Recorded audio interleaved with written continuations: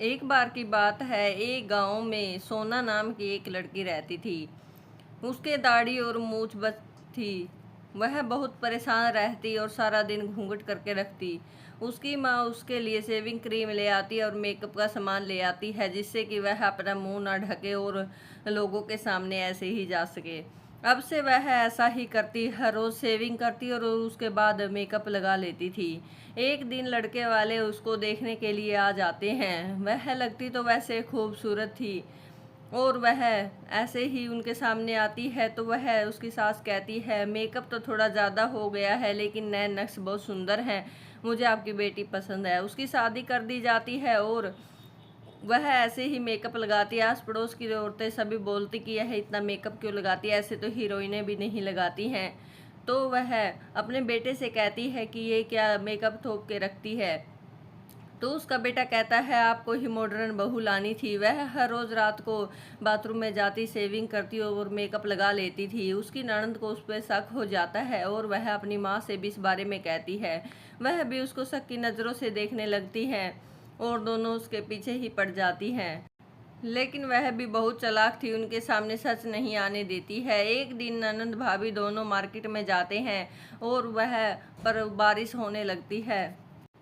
सोना घबरा जाती है कि अब तो उसका मेकअप धुल जाएगा और उसकी सारी सच्चाई सामने आ जाती है। और होता भी ऐसे ही है। उसका सारा मेकअप धुलने लगता है और वह घूंघट कर लेती है, लेकिन उसकी ननद उसको कहती है कि घूंघट ऊपर करो और उसका घूंघट ऊपर करवा देती है। देखती है कि उसके यहाँ पे तो दाढ़ी और मूछें उगी हुई हैं छोटी छोटी। वह कहती है कि आप घर चलिए, आप लोगों ने हमसे सच छिपाया, आज ही माँ को जाके मैं बता देती हूँ। और वह वहाँ से घर चली जाती है। सोना बहुत मिन्नतें करती है लेकिन वह नहीं मानती।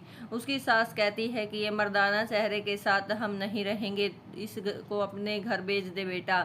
वह माफ़ी मांगती है और उनसे विनती करती है और उसका पति भी उसका साथ देता है और उसको घर ना भेजने की सलाह करता है। उसके बाद से उसके साथ ससुराल में बुरा सलूक शुरू हो जाता है।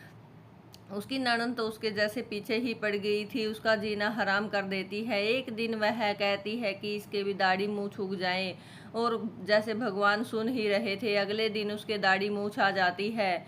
उसके बाद उसकी माँ आती है और कहती है कि उसकी बेटी बचपन से ऐसी नहीं थी। एक बार एक साधु बाबा उनके घर आए थे, उनके बहुत बड़ी बड़ी दाढ़ी मूछें थी। तो उसने सोना ने उनका मजाक उड़ाया और बाबा ने कहा कि वह उसे श्राप दे देंगे और उसने उसे श्राप दे दिया। इसलिए उसके मुंह पर मूछ और दाढ़ी आ चुकी थी। उनकी विनती करने से बाबा ने एक बबूत दी थी जो उसके चेहरे पे 15 साल बाद लगानी थी, जिससे वह ठीक हो जाती। तो सोना की सास कहती है, तो मेरी बेटी के कहाँ से हुई। तो वह कहती है, इसने सोना को तंग किया और सोना के मुंह से इसका नाम निकला होगा जब इसके यहाँ पे दाढ़ी मूछें आई हैं। तो वह उन दोनों को बबूत लगा देते हैं, जिससे कि वह दोनों ठीक हो जाती है और वह उनसे माफ़ी मांगती है। सोना की सास बहुत शर्मिंदा थी और ननद भी, दोनों रोने लगते हैं और सभी खुशी खुशी रहने लगते हैं।